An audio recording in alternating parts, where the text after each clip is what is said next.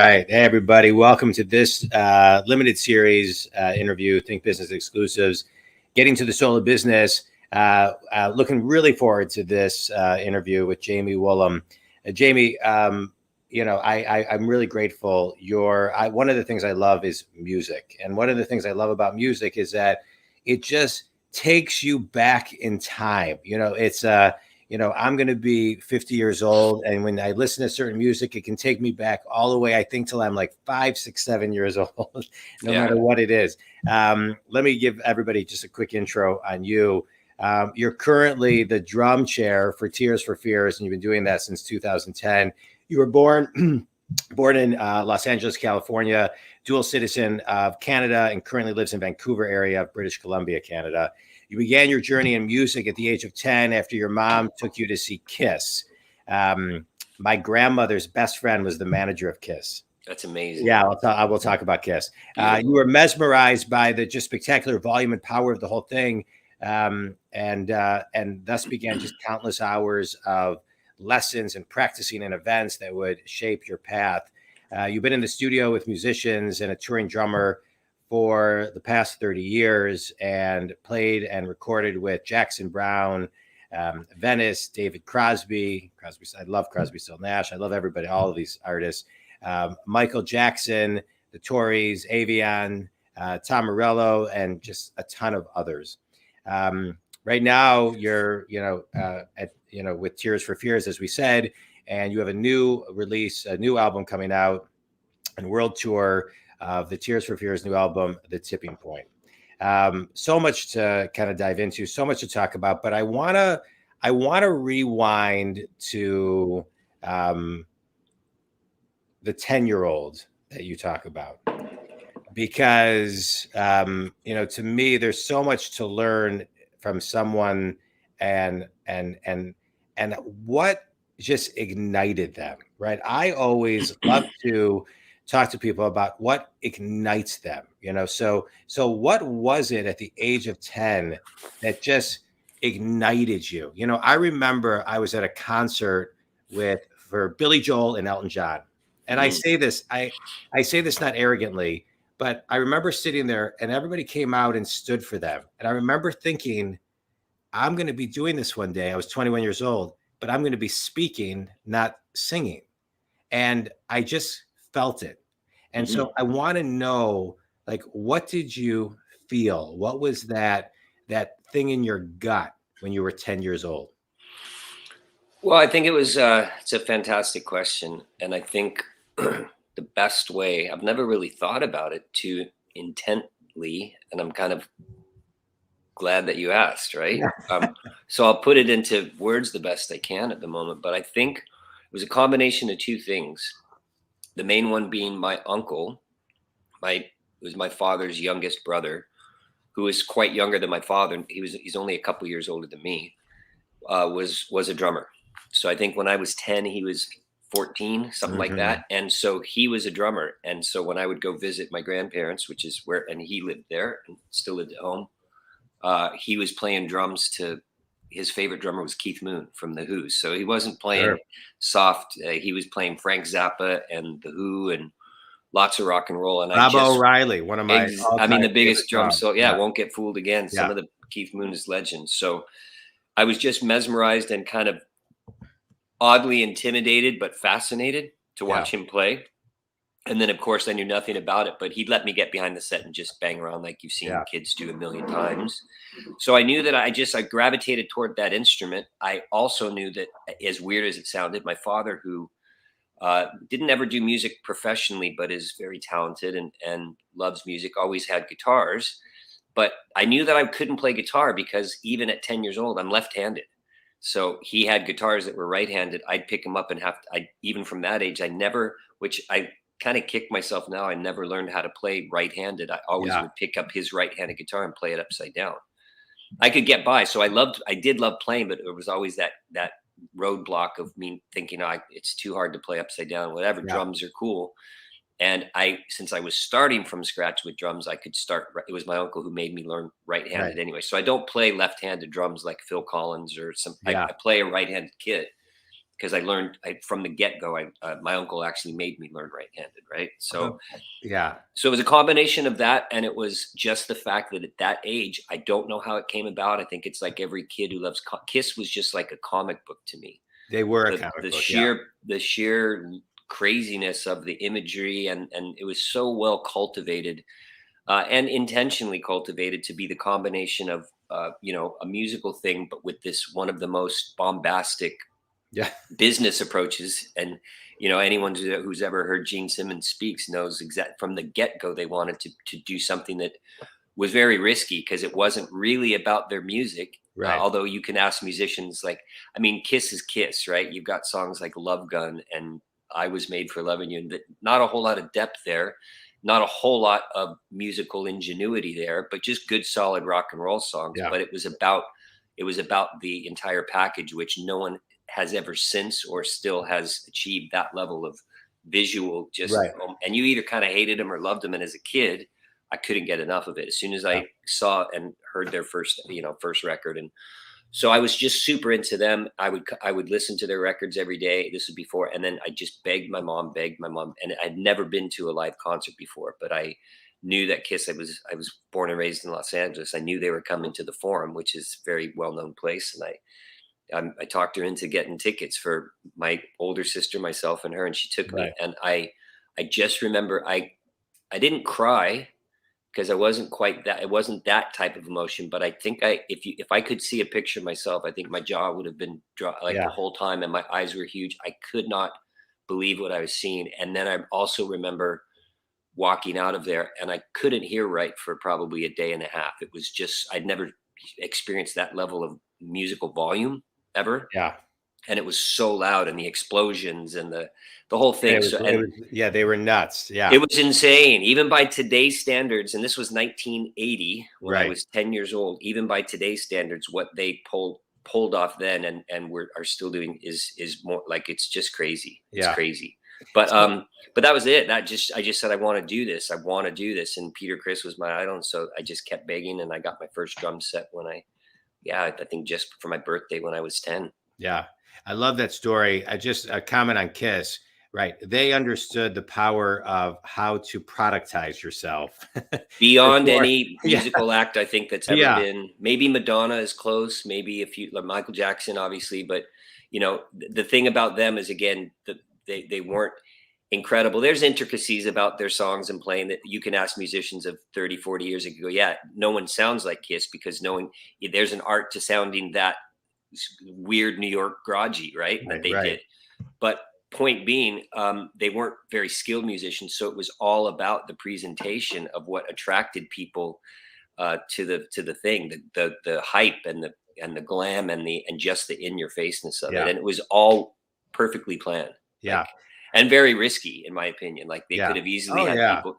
Scary for the day. Exactly. If no one bit and no one sunk into it. But I think it was also the one simple line about, like, no one's ever done this before, so I think it's going to blow people away in a good way. Whoever believed that enough to go, let's do it. Like, no one's done anything that's the risk factor, right? So once they all said okay and they're in for it, then you have to believe in it, right? Well, it's kind of like, and those were the times of Alice Cooper and and the Dolls, and that level of shock. Let me ask you a question. So you get your drum set at 10 years old, right?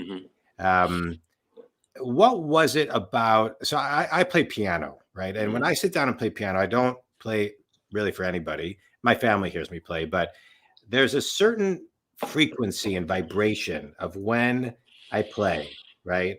The meditativeness of it. What is it about the frequency vibration of the drums for you that kind of speaks to you? I think, well, I can tell you this, at that point in my life, and for most of then into my teenage years and my adult life, it was two things particularly about the drums. And, you know, I run the risk, if you asked me this 10 years ago, 5 years ago, even, I might have, if I heard myself say what I'm going to say, I might have thought, oh, that sounds pretty, you know, whatever, pretty, what's the word I can use? Like, pretty out there, maybe a little Grateful Dead-y, you know, Deadhead, like whatever but I've had so much happen in my life and come full circle to some parts of my life, my drumming included, that I believe this wholeheartedly. There was something about just the rhythmic pulse, and a lot of people believe and even teach the fact that rhythm is so deeply connected within every human, with starting with your heartbeat. So just that initial, thump of your heartbeat that's consistent.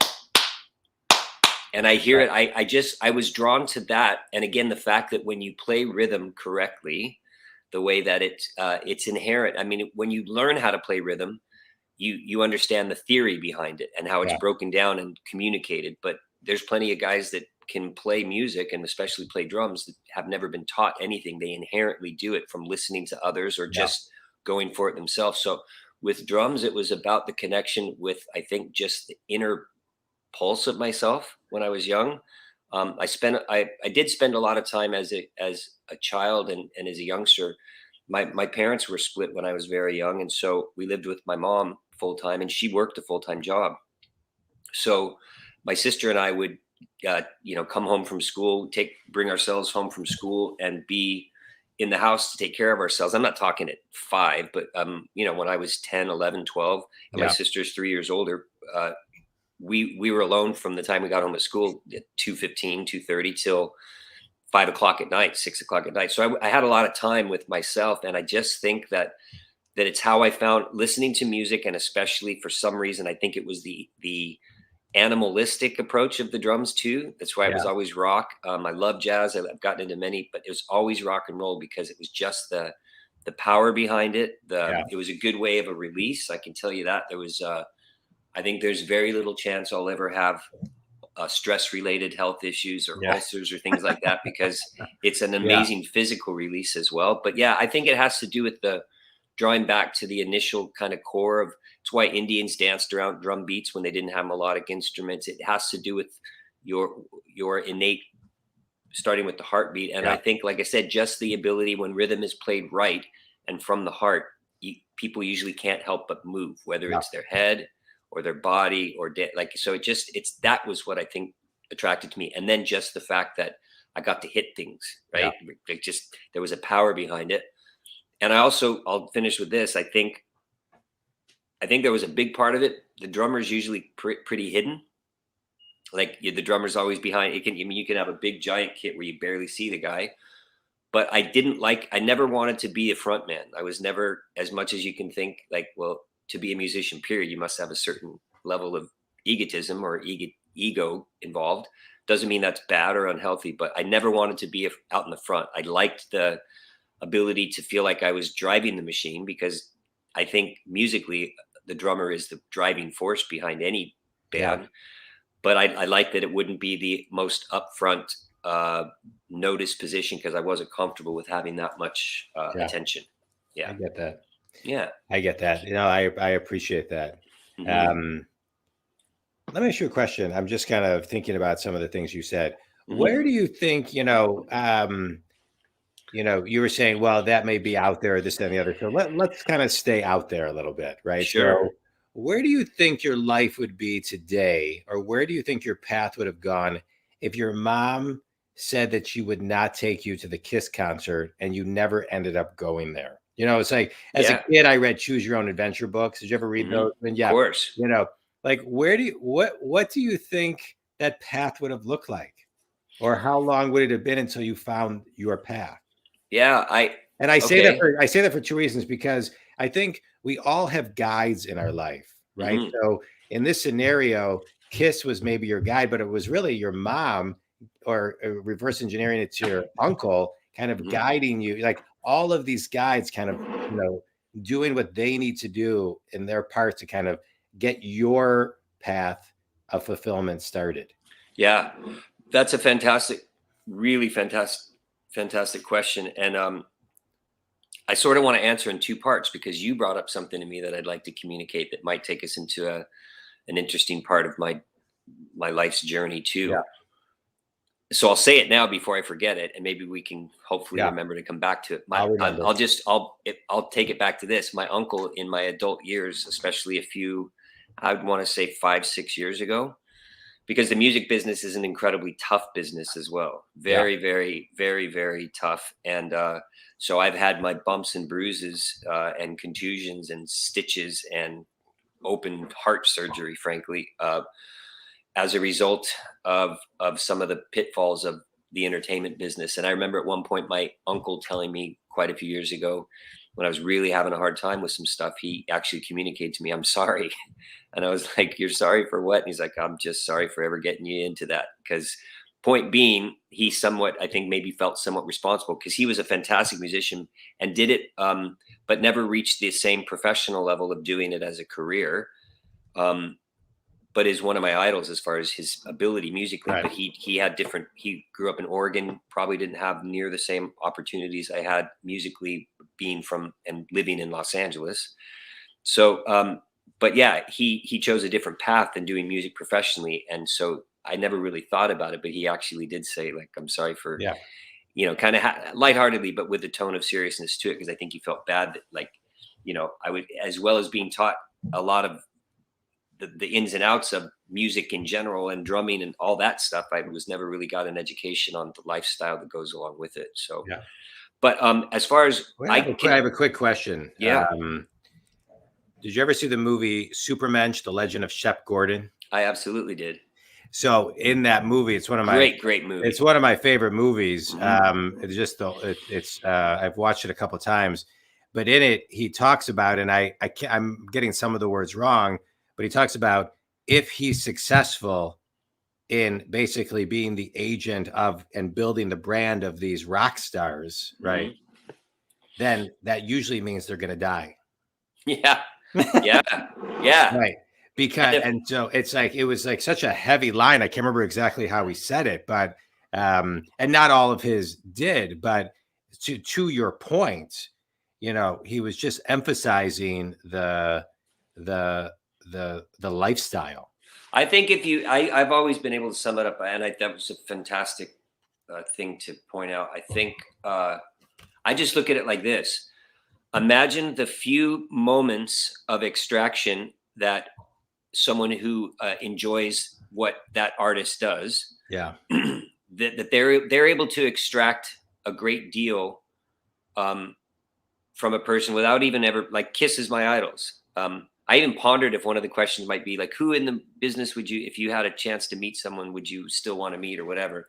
And I was going to answer Kiss, right? Because I've never met them. Yeah. And yet, and lots of people have and whatever. I've just never been in the same circumstances to ever meet any of the original members of Kiss. But my point being, the amount of work that actually goes into providing material, whether it's socially, records, touring, in the studio, all of that, to reach the level of the amount of people, and it may never involve personal interaction, but my point is, it taxes the soul incredibly. And again, me never even being a front man or having that even remotely that type of spotlight on me, just from what I've experienced being a professional drummer in a lot of these situations, the amount of output that you have to be prepared for or willing to give is exceptional. And you have to, what's that? Go ahead. No, sorry. Go ahead.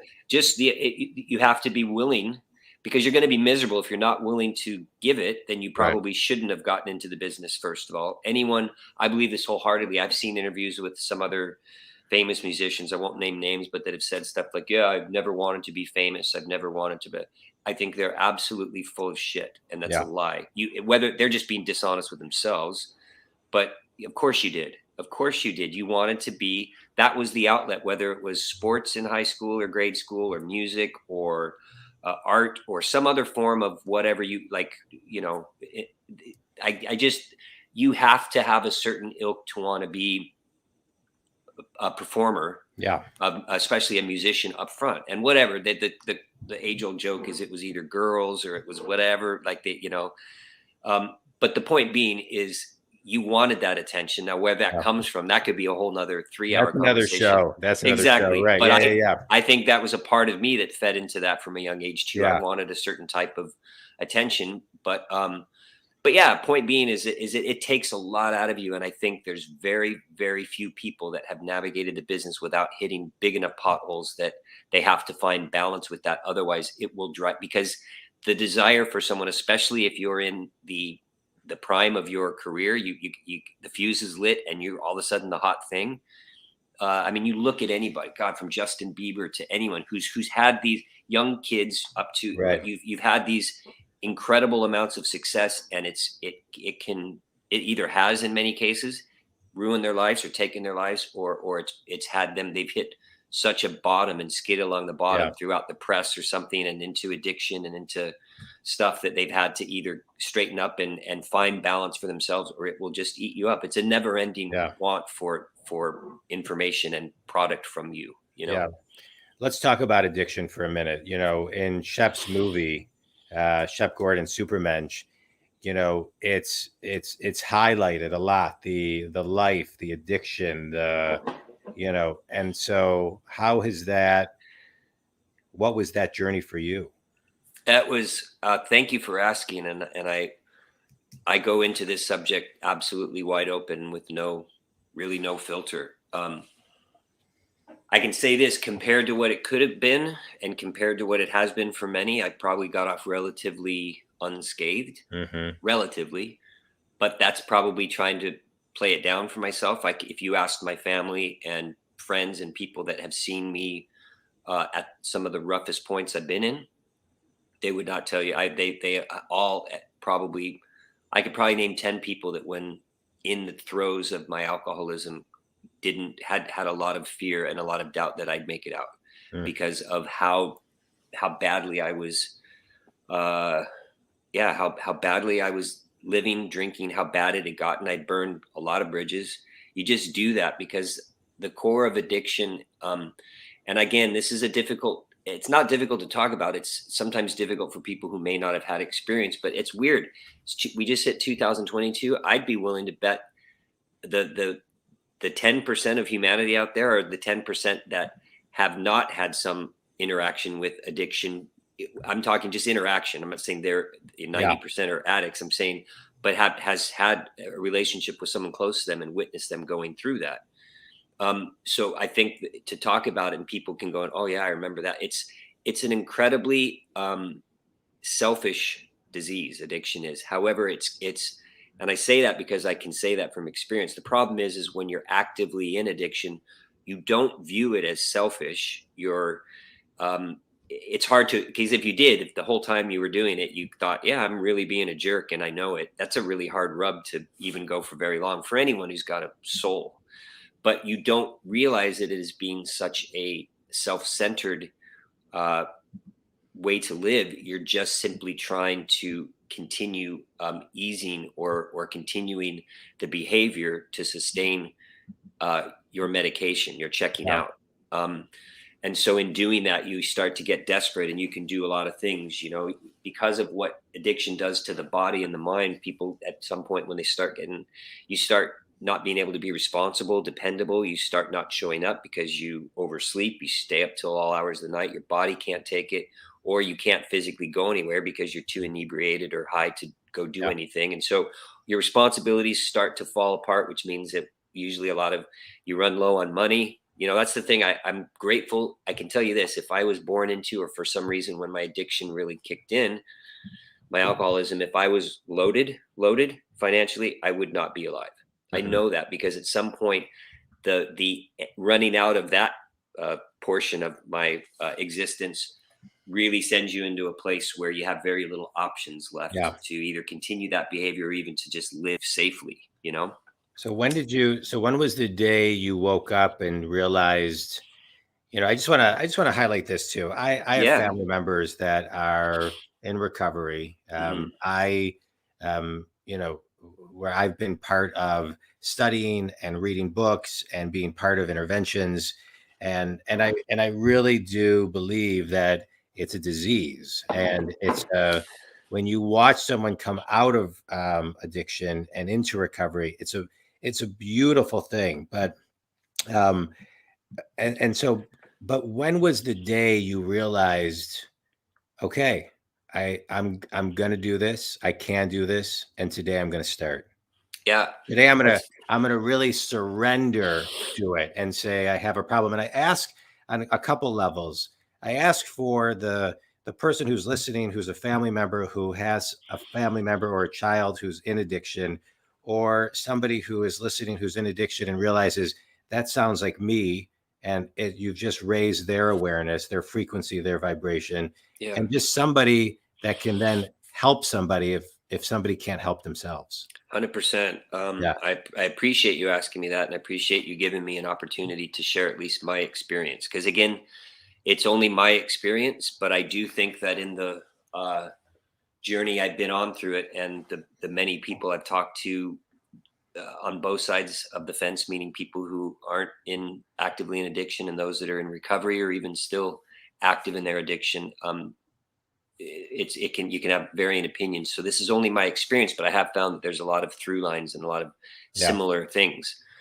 I'll say this, this is again with my experience, but I believe this, I hold this as a pretty factual representation of addiction with people. I believe there are 3 steps to where you're at in your journey with it. I believe step 1 is something like, and these are very dumbed down, they're much more intricate than this, but I think the first phase, or you can be at the first step, which is saying that you want to get sober, or saying that you want to, at least, whether you say you want to get sober or you want to stop being unhealthy or active in your addiction, however you want to say it.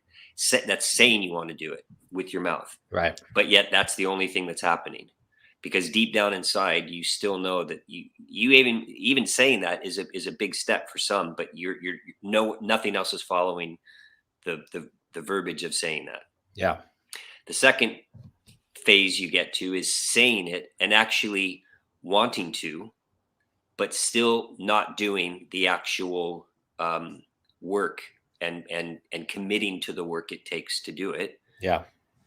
But the desire is, and I went through those first 2 steps. I can remember the second step is really painful too, because there was a period where before I got sober that I was drinking so heavily and so much, and I'm talking the dark and dirty stuff, like in a hotel room for 3 days straight with 3 bottles, 3 full fifths of Jack Daniels, and not knowing if it was day or, the curtains are shut, and just coming in and out of sort of consciousness from being passed out and then feeling ill, drinking some more, going back to sleep, watching a movie, falling asleep 10 minutes, just not eating, just some really dark stuff.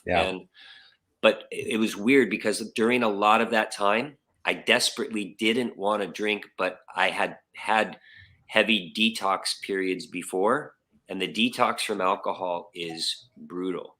It's very, very, very brutal, and it's a very scary thing to go through. And I've been through it a few other times prior to that, and I dreaded having to go through it.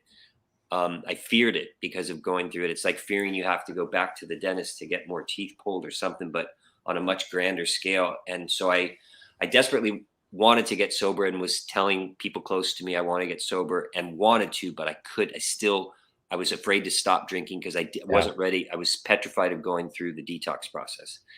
And then the last phase is just where you say it with your mouth, you believe it, that you actually know and believe that you want to, and then you're willing to reach out and sort of trust fall into a belief that you can get help, and a network that is available at any given moment for anybody. There's so much recovery and assistance for people who want help and are willing to do it. I just had to let go. And I'll tell you this, the last thing, and I speak openly about it. It's obviously I don't go around with the shirt that says it, but because of repercussions of my drinking, you're talking to a Los Angeles kid who, like I said, was a musician his entire life, raised middle class, upper middle class, drummer for Tears for Fears. This happened to me 3 years ago, less than 3 years ago now, but I had to go into LA County and do jail time for someone who, at this point, this was 3 years ago. I'd been the drummer for Tears for Fears for 7 years. I had been the drummer for I'd been a professional musician with this impression by many that, oh my God, a guy lives an unbelievable life, which in a lot of ways I had. I did 31 days of a 90-day sentence in LA County. And I went in there 31 days sober. But I knew about it. I didn't get arrested and then have to go to jail. This was all repercussions, and through sorting out some quite a bit of time worth of run-ins with my behavior and the law. I had about 4 months, 5 months of lag time between the time I was sentenced to this and the time I actually had to go do it. Yeah. Which, you talk about a really bizarre period. I had 5 months of knowing that I was going to have to go do 90 days in LA County to prepare for it, which some could go, well, that's fantastic.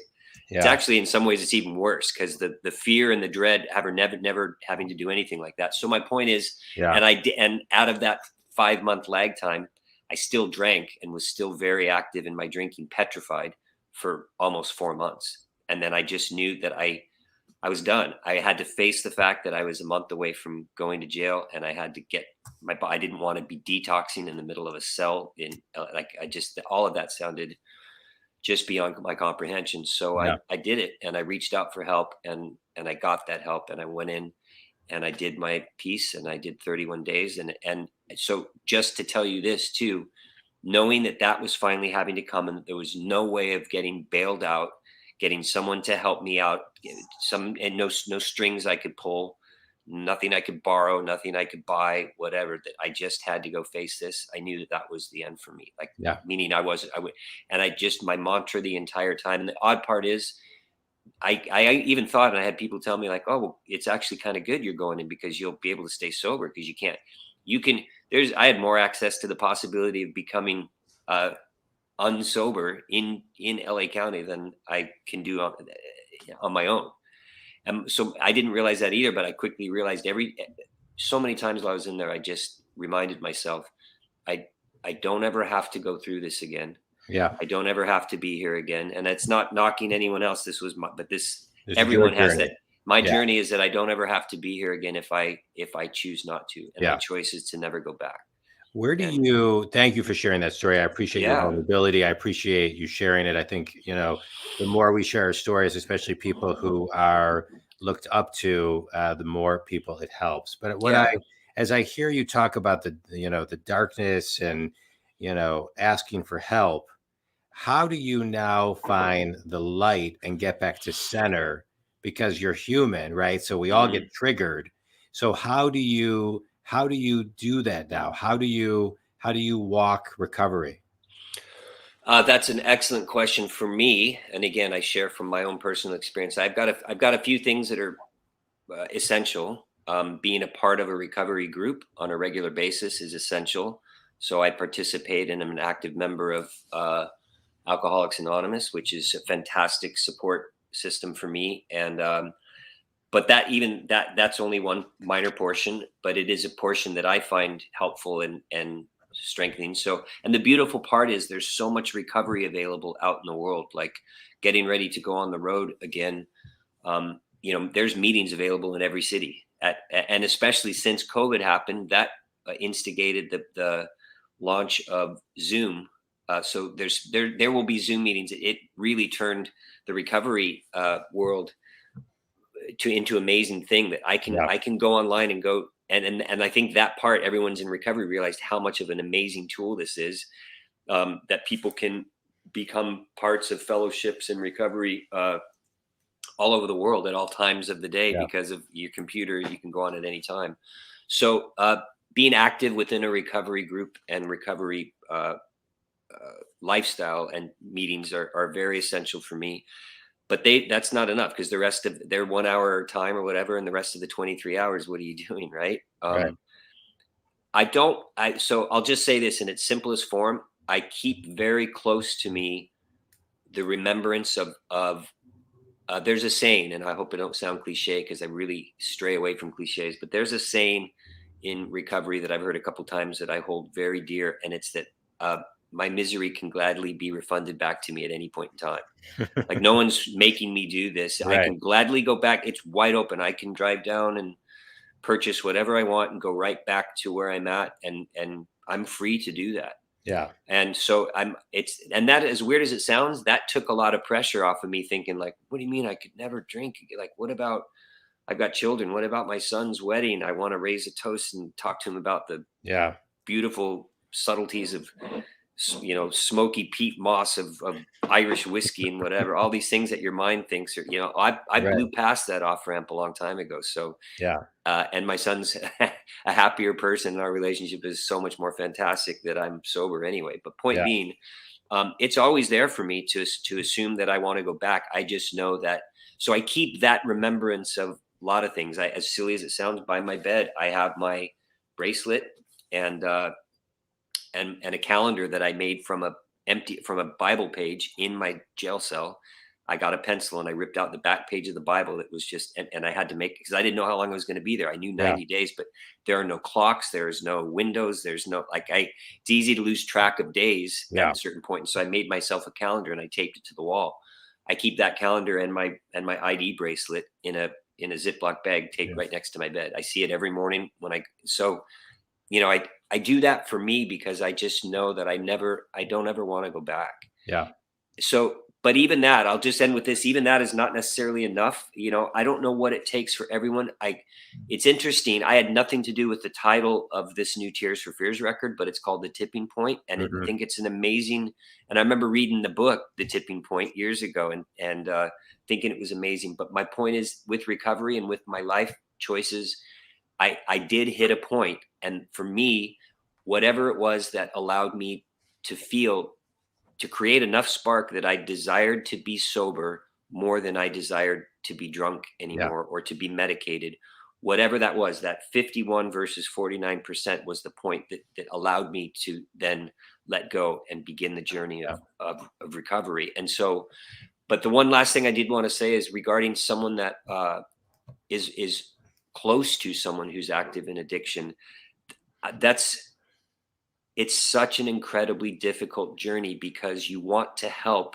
And the last thing you feel like you would want to do to your family, like if it's your son or daughter or your parents or your brother or sister, you'd feel like you would be an absolute monster for somehow letting them suffer. You want to do what you do anything to help them. The problem is it's like that old analogy about saving a drowning person, right?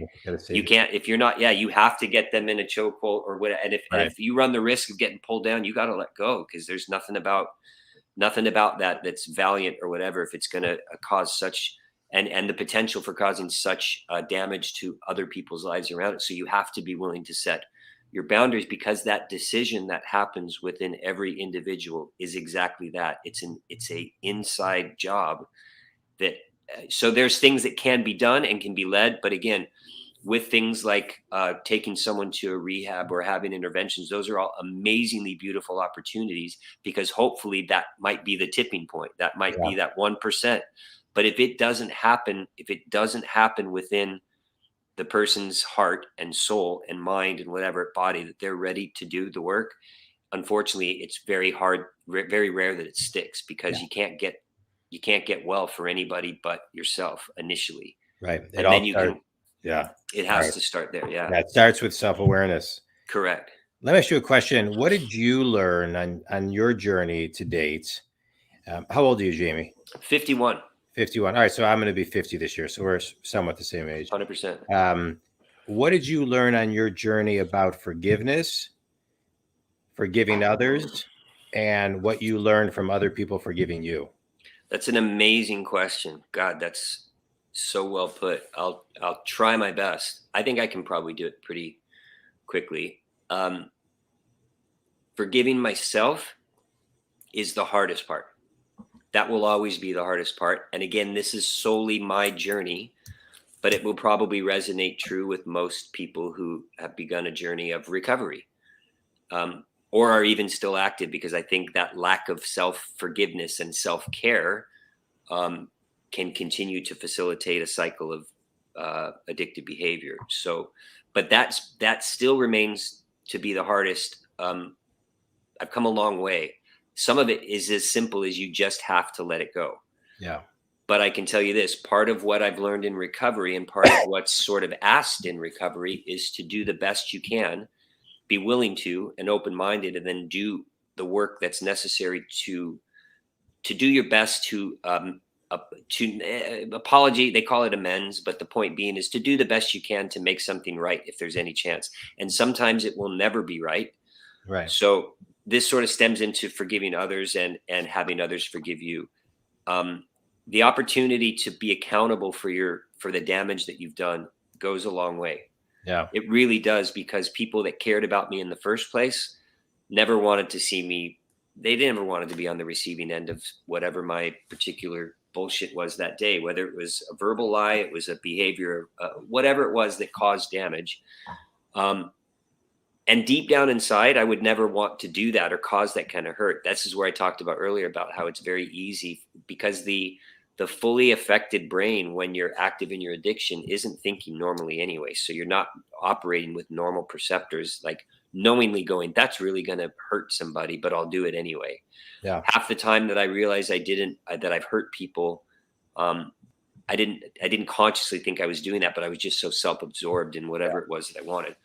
But I can say this, the willingness, and when I talk about doing the work, a great deal of the work of recovery comes after you just simply stop drinking. It's a lot more, because and I'll say this, and some people this might sound shocking, but if I didn't have the rest of if I didn't have the, what do they call it? They call it physical therapy, right? If you hurt your leg and you got to do physiotherapy. If I didn't have the rest of the rehabilitation after just stopping putting alcohol in my system, if I didn't have any of that, just give me the bottle back. Because I'd rather, unfortunately, I'd still rather live that way until I either expired or whatever happened, because the taking away my medication but not giving me any form of rehabilitative therapy is insane. I can't.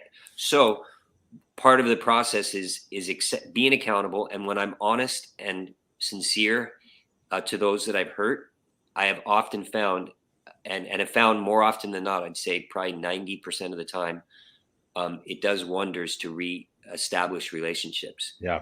It's amazing. It's miraculous at what happens. And so that facilitates and encourages internal healing, because you learn to forgive yourself as well as others being willing to forgive you. Yeah. So the last part of that is I've also had, in 28 months worth of being sober, I've had people that I know I probably will never have relationships with again, or will never believe me, because again, this is many years of destructive behavior and apologizing, but then going right back to the behavior. And I've had to accept that a lot of those relationships will never be mended, or will never be. And that's hard for me to live with. It is hard. It still weighs, and I have to do the work. So through my own meditative work and encouraging myself, the way I get around that too, or the way that I deal with that, is I just have told myself I can still offer them a daily apology or a daily amends by remaining sober today. The best way I could ever show them I'm sincere with my words is that I never have to go back to that behavior again. Yeah. And so that does a lot for it. There's a prayer. I read a book called Ho'oponopono, if you're familiar with it. I've heard it. I haven't read it, but yeah. And so the prayer is, it's being able to kind of let go if somebody's mad at you, or if there's something you can't, and it's just something you say and it releases it energetically. And Beautiful. The prayer, it's called the Ho'oponopono prayer, is, I'm sorry, please forgive me, thank you, I love you.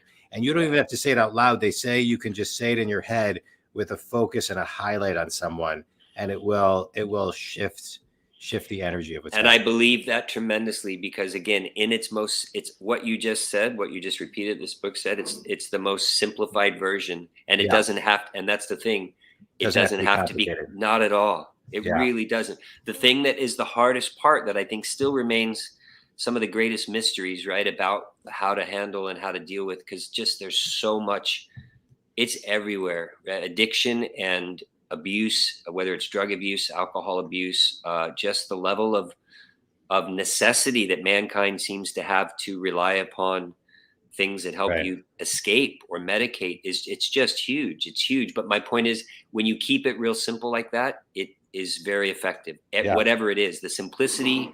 And I believe every human operates at an ability to understand, and I wish they'd get back to it. I wish we could all come back to some in these times too. The world is nuts.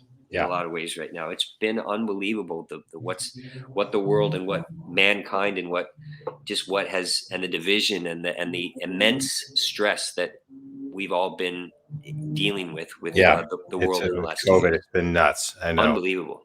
I want to rewind a little bit. Thanks again so much for sharing your story. Yeah, of course. I really appreciate it. I want to rewind and go back to your mom, right? Yeah. Mm-hmm. And her taking you to that Kiss concert. Yeah. Right. You know, we all kind of have guides, and sometimes I don't think we see our guides as guides when they're doing something, but she was really, in many ways, the bridge to get the 10-year-old to the concert. Mm-hmm.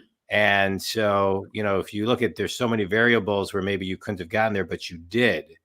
And so we've dove into a lot of different stuff. So I really want to know, you know, where else in your life was your mom a guide to help you become who you are today? Again, that would for me probably take another 2 episodes, but I'll put it in. I can say this, and it would probably sound like, oh, anybody hears this would go, he certainly is a little mama's boy and whatever. I can tell you this, and it's, again, we just talked about keeping it simple. I've had all my family, my father, my sister, I've had so much support beyond measure, beyond. I can say this, and it's not about a competition, but I will honestly say it, and I'll tell anybody else this, including those people I just mentioned. My mom has been the biggest supporter of me in my career from day one. Yeah. And by that, I mean, like before I could drive, when I was playing in bands when I was 14, 15, I was taking lessons. She was the one that was working full time and would load up my drums in the back of her station wagon and drive me to band practice and then come pick me up. She would take me to gigs when I still wasn't able to drive.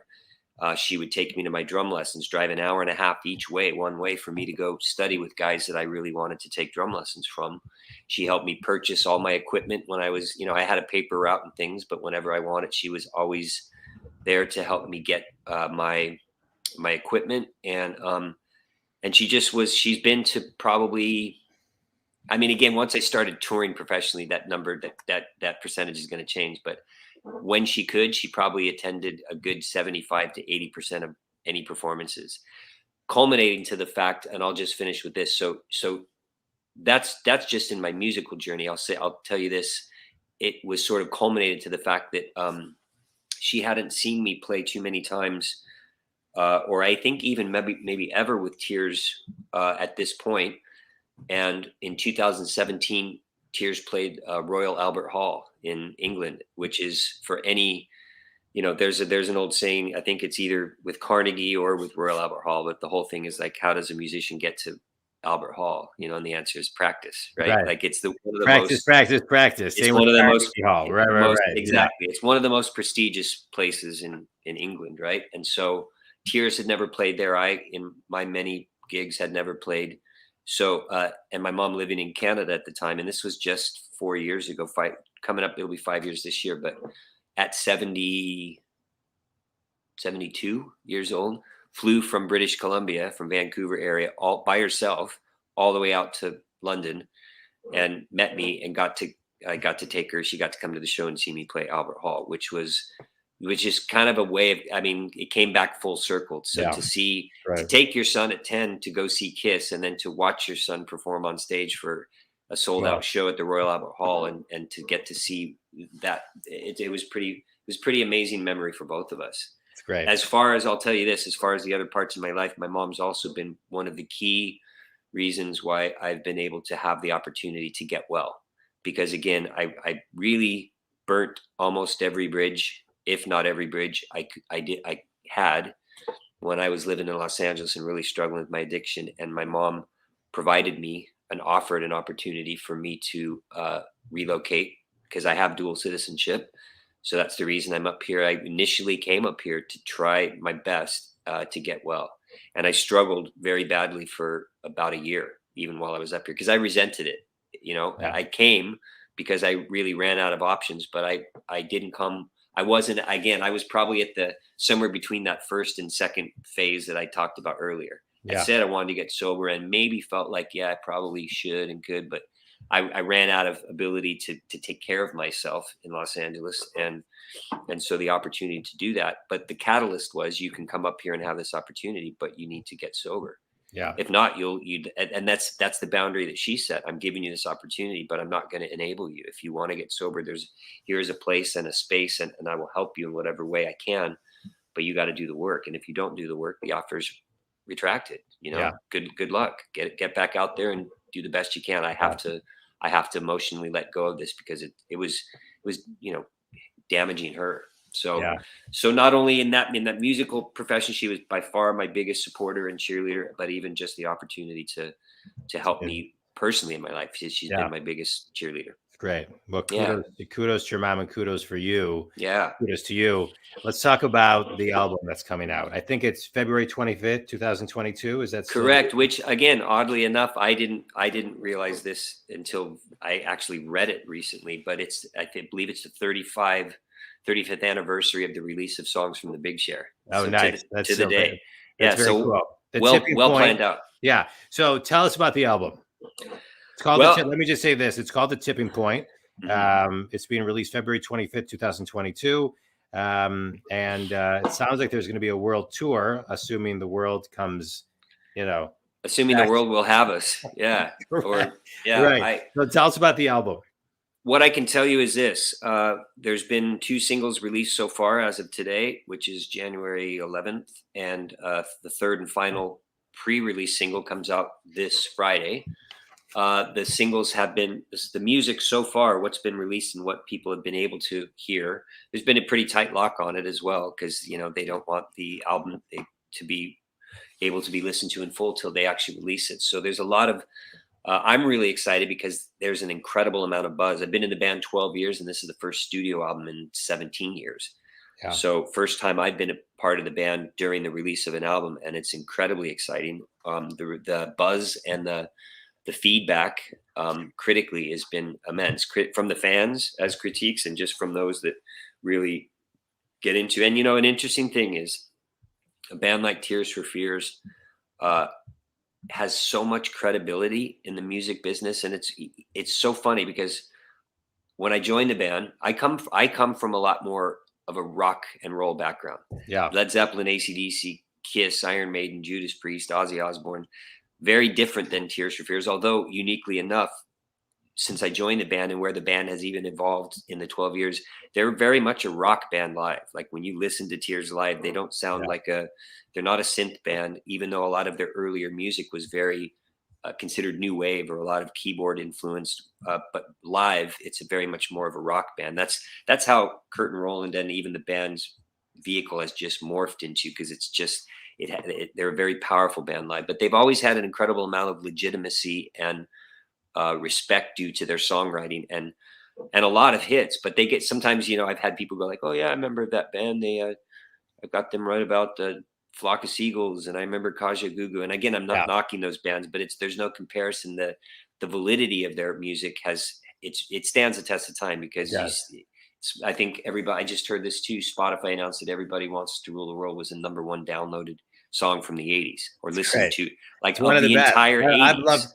I've loved Tears for Fears since I was 13. I mean, it takes, it's iconic. I told you, I mean, it takes me back to bar and bat mitzvah years and me working at camp. I mean, I can smell camp when I think of Tears for Fears, and it takes me back 35 years. I mean, it takes me back a long Me time. too. Yeah. Me too. And in a great way, in a great 100%. I can still remember where I'm at. I can still see things where I'm at. And funny enough story, I'll just share this, and it always is. It will just always be part of a fun story. But when I was 13, I think at the time, when I was 13, I had this hugest crush on a girl who I knew, who was, she didn't go to my school, but she was a friend of another guy I played in a band with. I'd been playing drums for a few years, and we had a garage band, and he was friends with her. And I just had the hugest crush on her.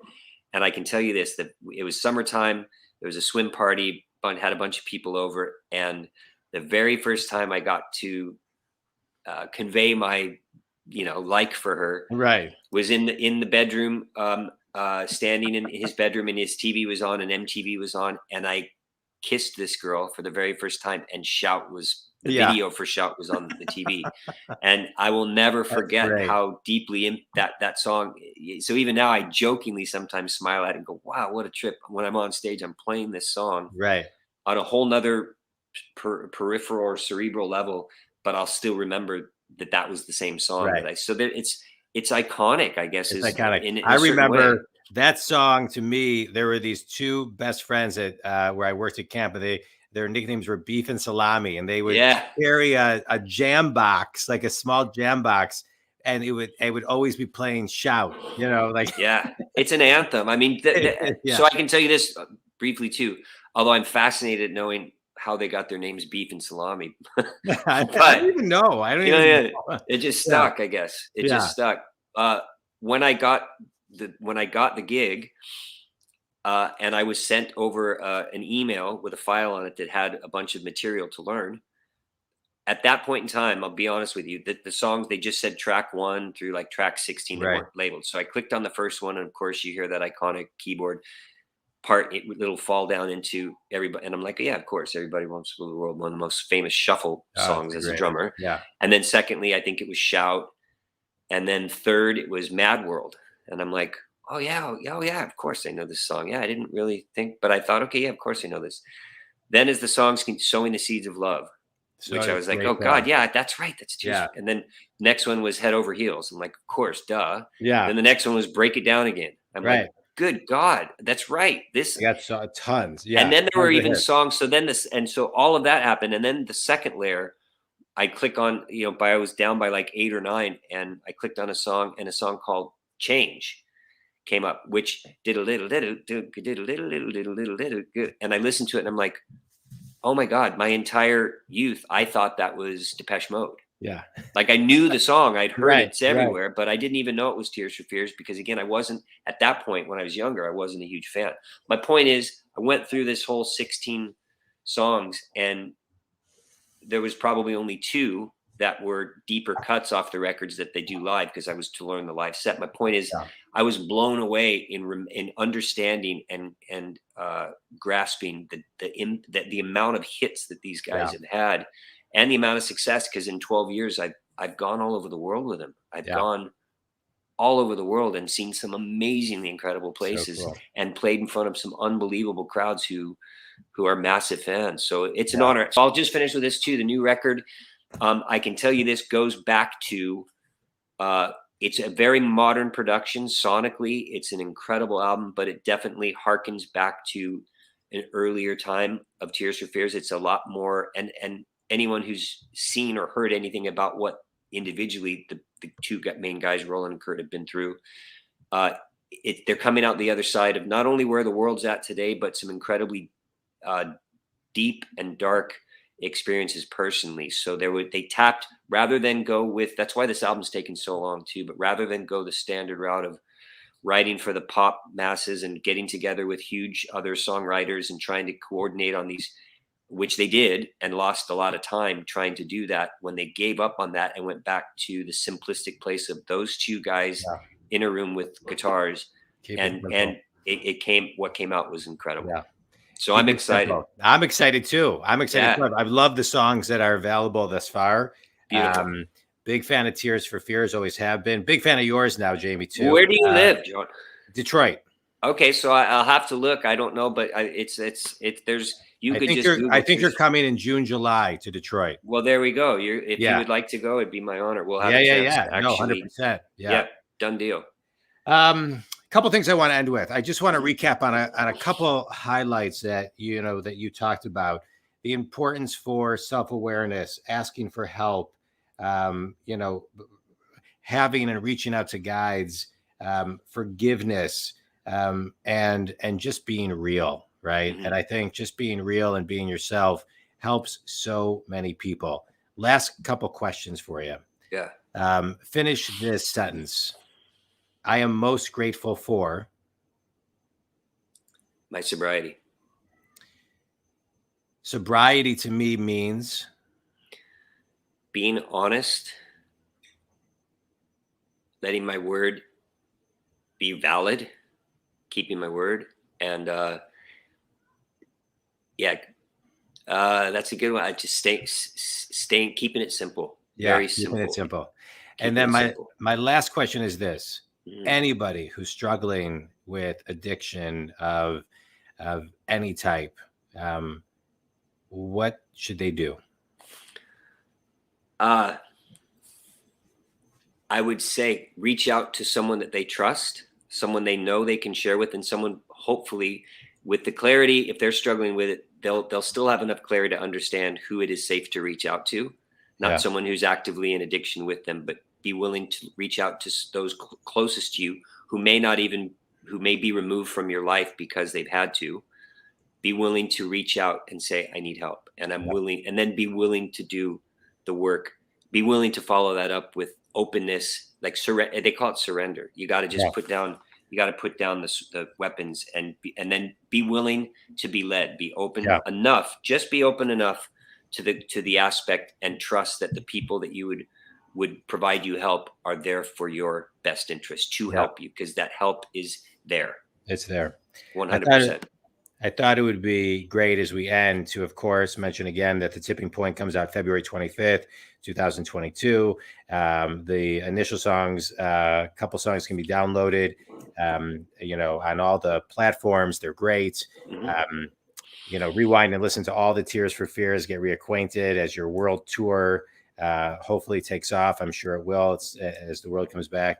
But I thought we could end very simply. And let me just say before we end, I'm really grateful for your time, your openness, your vulnerability, and just this conversation. It was, I never know where these talks are going to go. So I never rely on a bio.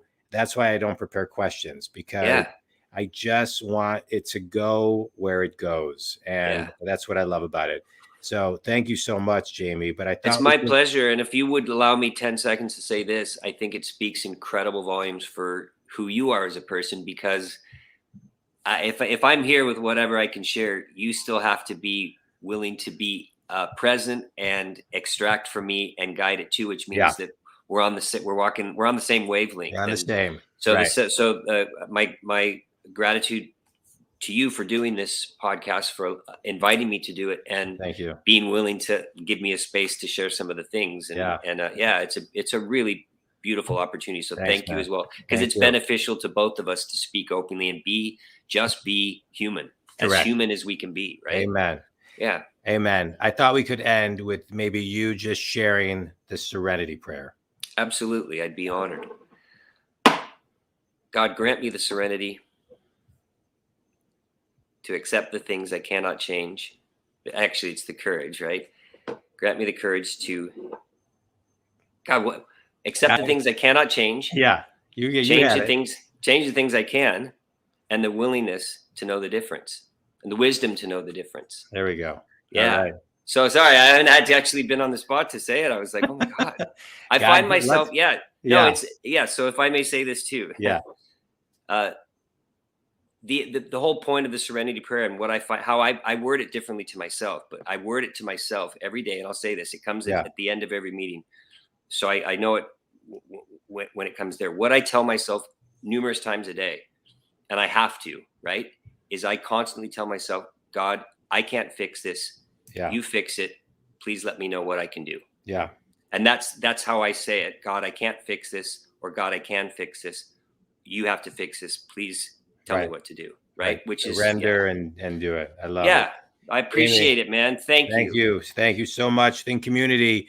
This has been a great talk. If you know anybody in addiction, if you are in addiction and you need help, there are so many places that you can. Is there a hotline or something, Jamie? If you literally go into, and again, it depends, but if you literally go into any web browser and just type in drug addiction, if it's alcohol, you can literally type in Alcoholics Anonymous. There's an 800 number that will get you to a hotline that someone will be on the phone with you in seconds and will help you, just talk to you about where you're at.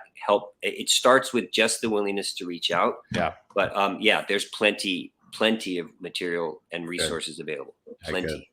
Jamie, thanks, man. This was great. Think community, thanks so much for joining us. If you know anybody who could benefit from this podcast, please share. Jamie, thanks. I loved it. Thank you so much, John. Thanks, man. Thank you. Bye. Grateful for it. You got it.